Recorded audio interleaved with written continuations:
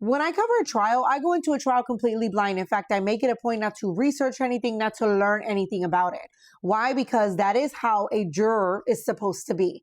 I make it a point to do that because I want to share with you all the details of the trial, what the jurors may or may not be thinking about the case. We may or may not get guilty.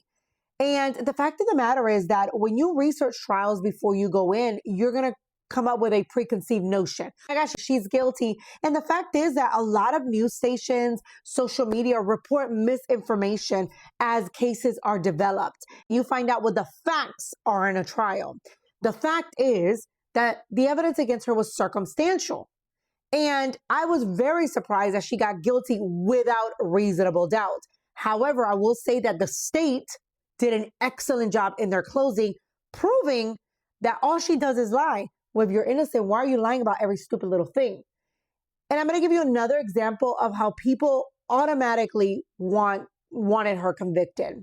They showed a video on YouTube yesterday. It was during the trial or during the closing statements. And you see all the comments coming through. Oh, look at her crying. What a fake. She looks ridiculous. Can't wait till she gets life. What they were talking about?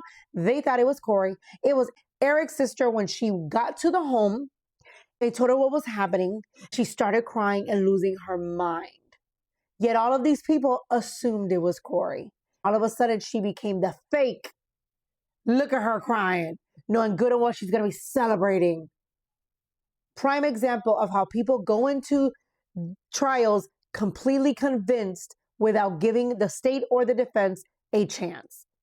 And as I mentioned, the police dropped the ball in this particular case. They're lucky they convicted her because the fact of the matter is that they did nothing to ensure Eric got the justice that his family deserved. The case was built by a private investigator who decided to do all this extra research for them, essentially. Every time he found something, he would turn it over. Otherwise, God knows if she would have ever been arrested. Hope that helps. Talk to you soon.